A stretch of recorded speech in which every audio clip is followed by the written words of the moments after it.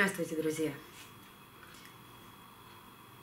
Вот и отшумели новогодние праздники, а вернее только новогодняя ночь. И хочется этот год начать с хорошей истории, которая началась в прошлом году. Видите, на руках у меня такое маленькое-маленькое чудо. Это не наша собачка, сразу говорю. Она у нас гостит все новогодние праздники. Мы с ней проводили и новогоднюю ночь, и смотрели салюты. С этой крошкой в прошлом году случилась, наверное, сначала плохая история, но закончилась она очень хорошо. Она или потерялась, или ее выбросили плохие ее хозяева. В общем, предыстории мы никто не знаем. Но закончилась эта история очень хорошо. Она попала в добрые руки к хорошей очень хозяйке, которую ее любят. Это малышка. Такая совсем маленькая собачка, чудная. Очень добрая и ласковая. Просто, когда она нашлась, мы дружим с этим человеком, который ее забрал к себе. И она нас очень хорошо тоже знает. И знает наших котов. И хорошо с ними очень уживается. Поэтому ее хозяйка поехала кататься на лыжах, и она у нас гостит все эти новогодние праздники. Так что просто чудо иногда случается. И вот с этой собачкой случилось вот такое прекрасное чудо. Она попала в очень хорошие руки. Хорошая девочка, зовут ее, ну, называем ее по-разному. Кто называет Шанталь, кто называет Шанель. Ну, по-разному. Мы ее все зовем по-разному. А вообще она в простонародье называется Шаня. Вот видите, такое маленькое чудо. Да, вот оно наше чудо, наше общее чудо. Но сейчас я ее отпущу и расскажу вам про те цветы, которые я купила еще до Нового года, и вам просто о них не рассказывала. Давайте отпущу собачку. Иди, малышка. Иди, моя золотая. Конечно, мои новогодние покупки не закончились тем, что я вам уже показывала. И я еще купила 4 орхидейки. Одна из них вот такая маленькая мини-орхидейка. Это кобальт. Все названия, которые я знаю, я буду вам, как всегда, писать внизу. Эту орхидею мы с вами, она маленькая. Она в торфяном стаканчике. Корни у нее хорошенькие, просто она вот так вынимается из этого торфяного стаканчика. Поэтому в очень ближайшем будущем мы с вами ее пересадим в перлит. Я таких малышек, и вам уже много раз показывала, пересаживаю в перлит, наращивают корни. Корни неплохие, ничего гнилого в ней нет. Просто у нее очень темный цвет между черным и темно-бордовым. Ну, в общем, кобальт. Одно название кобальт. Эти я вам орхидейки показывала. Это жемчужина императора. Ну так, вскользь показывала. Это из последнего обзора в Леруа Мерлен. Давно хотела себе приобрести жемчужину императора. Но перед Новым годом мечты сбываются. Причем она была куплена за 398 рублей, что, как всегда, очень приятно. Корешки хорошие. Конечно, они сейчас сухие. Сейчас расскажу, как я поливаю такие цветы.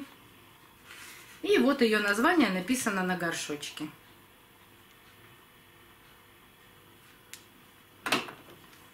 Это одна орхидейка.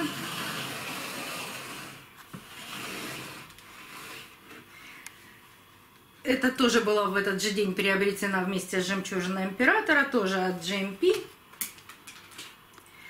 Тоже с хорошими корнями. Не знаю, что меня в ней привлекло. Не могу сказать, что цветы. Но обыкновенные розовые цветочки. Небольшие. Наверное, название. Называется она пассионата. Наверное, привлекло название. Тоже никаких пересадок не будет. Она у меня уже тоже неделю. Поэтому сейчас в конце расскажу, как я их поливаю. Но кто смотрит канал постоянно, об этом знают. Как я поливаю такие цветы. И не пересаживаю сразу. И еще один цветок. Названия нет. Сразу говорю. Но он потрясающий. Он просто потрясающей расцветки. Листья – это просто лопухи. Для такого мелкого цветка, для этой мультифлоры, листья огромные. Просто огромные лопухи. Но ее нельзя было не купить. Но, во-первых, цветы. Цвет, расцветка шикарнейшая. А какие корни? Это вообще только можно позавидовать этому цветку, какие у него корни. А самое главное, что очень редко встречается орхидея с раскукленными корнями, причем за неделю. Вот они, раскукленные корни. Сейчас найду, это мне неудобно. Вот. За неделю ни один корень не закуклился. Но и в горшке их просто огромное количество. И сверху, и здесь есть раскукленные корни. И от шеи растут. Вот они. Ну, в общем, потрясающий цветок. И хочу вам его вместе показать.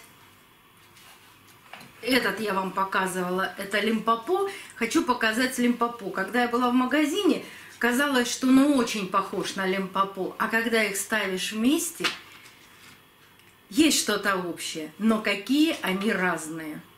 Это я вам просто специально показываю, какие цветы. Цветы примерно одинакового размера. Лимпопо проигрывает в расцветке вот этой орхидеи. Не искала названия, но понятно, что в новогодние праздники не до названий орхидей. Если кто-то знает, как называется, напишите, пожалуйста. Ну вот такие потрясающие покупки.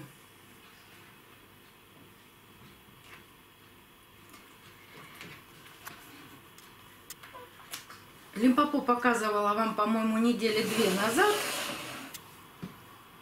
Конечно, я не пересаживала эту орхидею, ничего не делала с ней. Вот здесь, кажется, корни немножко подсушенными. Прямо сморщенные такие корешки. Здесь, ну, практически в нормальном состоянии. Вот такие орхидеи, и эти, и эту. Я никогда сразу не пересаживаю, и об этом я вам много раз рассказывала. Я по возможности убираю грунт от шеи, отрезаю все плохие корни, видимые плохие корни, то есть сухие, сломанные, но совсем сухие. Вот такие корни даже не отрезаю. Вот здесь кажется, что он сухой и сломанный, но остальной корень живой. И здесь он умеют орхидеи залечивать эти раны. Поэтому вот такие корни я не отрезаю. Оставляю, смотрю на них, поливаю теплой водой 28-32 градуса по краю горшка. И жду, ну не здесь, конечно, а здесь, пока он отцветет, пока распустят все бутончики. Кстати, вот этот распускает, ни один бутон не сбросил, распускает все бутончики, все. Было очень много бутонов, и все распускается. Лимпопо, да, он немножко сбросил бутонов, но уже остановился и распускает тоже дальше свои бутончики. И вот от таких растений я жду, пока все бутончики откроются, поливаю по краю горшка. Здесь тоже жду, пока раскуклятся корни, начнут расти молодые. Раскукленный корень, показываю вам, что такое раскукленный корень. Это молодой растущий корень. Вот такой. Иногда бывает вопрос, даже не иногда, а часто. Зачем орхидеи такое большое количество и воздушных корней, и в горшке корней очень много? Может быть, какое-то количество, вот при пересадке начинаем пересаживать, а там большое количество корней, вроде орхидейка там даже маленькая, а помещается только в большой горшок. Может, половину корней отрезать и поставить ее в большой горшок? Нет, ни в коем случае. Если корни хорошие, растущие, зеленые, Ну, не такие сухие, это надо поливать сейчас, я их буду поливать. Ну, в общем, если у нее хорошие корни, ни в коем случае нельзя отрезать эти корни. Орхидея очень сбалансированное растение. Если она нарастила такое количество корней, значит для чего-то ей это нужно. А для чего это нужно? Растить листья. Она корнями дает питание листьям, а листья испаряют влагу.